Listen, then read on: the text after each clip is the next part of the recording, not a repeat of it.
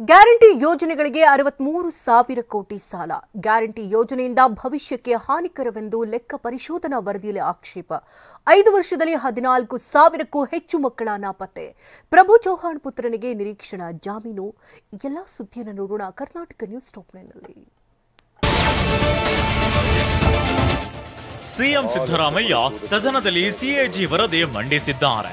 2023-24ರಲ್ಲಿ ಗ್ಯಾರಂಟಿಗಳಿಗೆ 63,000 ಕೋಟಿ ನಿವ್ವಳ ಮಾರುಕಟ್ಟೆ ಸಾಲ ಮಾಡಿರೋದಾಗಿ ವರದಿಯಲ್ಲಿ ಉಲ್ಲೇಖಿಸಲಾಗಿದೆ.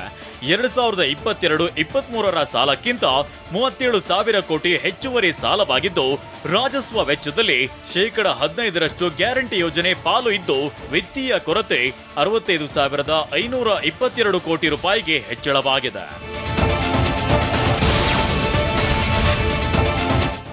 2023-24ರಲ್ಲಿ ಗ್ಯಾರಂಟಿಗಳಿಗೆ 63,000 ಕೋಟಿ ಸಾಲ ಮಾಡಲಾಗಿದ್ದು, ಗೃಹಲಕ್ಷ್ಮಿ ಯೋಜನೆಗೆ 16,964 ಕೋಟಿ ರೂಪಾಯಿ, ಗೃಹಜ್ಯೋತಿ ಯೋಜನೆಗೆ 8,900 ಕೋಟಿ ರೂಪಾಯಿ, ಅನ್ನಭಾಗ್ಯ ಯೋಜನೆಗೆ 7,384 ಕೋಟಿ ರೂಪಾಯಿ, ಶಕ್ತಿ ಯೋಜನೆಗೆ 3,200 ಕೋಟಿ ರೂಪಾಯಿ, ಯುವ ನಿಧಿಗೆ 88 ಕೋಟಿ ರೂಪಾಯಿ ಸಾಲ ಮಾಡಲಾಗಿದೆ.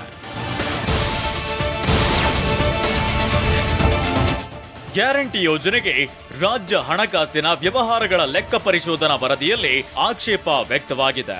ಗ್ಯಾರಂಟಿ ಯೋಜನೆಗಳು ಭವಿಷ್ಯದ ಬೆಳವಣಿಗೆಯ ನಿರೀಕ್ಷೆಗಳಿಗೆ ಹಾನಿಕಾರಕ. 5 ಖಾತರಿ ಯೋಜನೆಗಳ ಅನುಷ್ಠಾನವು ರಾಜ್ಯದ ಸಂಪನ್ಮೂಲಗಳ ಮೇಲೆ ಒತ್ತಡವನ್ನ ಉಂಟು ಮಾಡುತ್ತದೆ ಮತ್ತು ಹಣಕಾಸಿನ ಕೊರತೆ ಮತ್ತು ಸಾಲದ ಮಟ್ಟದ ಮೇಲೆ ಪ್ರಭಾವ ಬೀರುತ್ತದೆ ಎನ್ನಲಾಗಿದೆ. ಸಿಎಂ ಸಿದ್ದರಾಮಯ್ಯ ಸರ್ಕಾರ ವಿಪಕ್ಷ ಶಾಸಕರಿಗೆ ಅನುದಾನ ತಾರತಮ್ಯ ಮಾಡುತ್ತಿದೆ ಅಂತ ಸದನದಲ್ಲಿ ಜೆಡಿಎಸ್ ನಾಯಕ ಶಾಸಕ ಸುರೇಶ್ ಬಾಬು ಆರೋಪಿಸಿದ್ದಾರೆ. ಸುರ್ಜೇವಾಲಾ ಬಂದು ಹೋದ ಬಳಿಕ ಕಾಂಗ್ರೆಸ್ ಶಾಸಕರಿಗೆ 50 ಕೋಟಿ ರೂಪಾಯಿ ಅನುದಾನ ನೀಡಿದ್ದಾರೆ. ಸುರ್ಜೇವಾಲಾ ಸೂಪರ್ ಸಿಎಂ ಆಗಿ ಬಂದು ಸೂಚನೆ ಕೊಟ್ಟು ಅನುದಾನ ಕೊಡಿಸಿದ್ದಾರೆ ಅಂತ ಸರ್ಕಾರದ ಗಮನ ಸೆಳೆದಿದ್ದಾರೆ. ಆದರೆ ಸುರೇಶ್ ಬಾಬು ಮಾತಿಗೆ ಕಾಂಗ್ರೆಸ್ ಶಾಸಕರು ಆಕ್ಷೇಪ ವ್ಯಕ್ತಪಡಿಸಿದ್ದಾರೆ. ವಿವಾಹವಾಗುವುದಾಗಿ ನಂಬಿಸಿ ಅತ್ಯಾಚಾರ ಆರೋಪ ಹೊತ್ತಿದ್ದ ಶಾಸಕ ಪ್ರಭು ಚೌಹಾಣ್ ಪುತ್ರ ಪ್ರತೀಕ್ ಚೌಹಾಣ್ಗೆ ಮಧ್ಯಂತರ ನಿರೀಕ್ಷಣಾ ಜಾಮೀನು ನೀಡಲಾಗಿದೆ.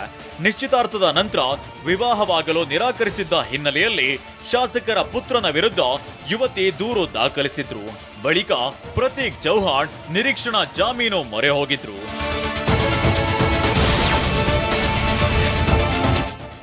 ಲಾಯರ್ ಜಗದೀಶ್ ವಿರುದ್ಧ ಎಫ್ಐಆರ್ ದಾಖಲಾಗಿದೆ. ಅಶಾಂತಿ ಸೃಷ್ಟಿಸುವ ರೀತಿಯಲ್ಲೇ ಜಾತಿ ವಿಚಾರ ಮಾತನಾಡಿರುವ ಆರೋಪದಡಿ ಬೆಂಗಳೂರಿನ ಕೊಡಿಗೆಹಳ್ಳಿ ಪೊಲೀಸ್ ಠಾಣೆಯಲ್ಲಿ ಎಫ್ಐಆರ್ ದಾಖಲಾಗಿದೆ.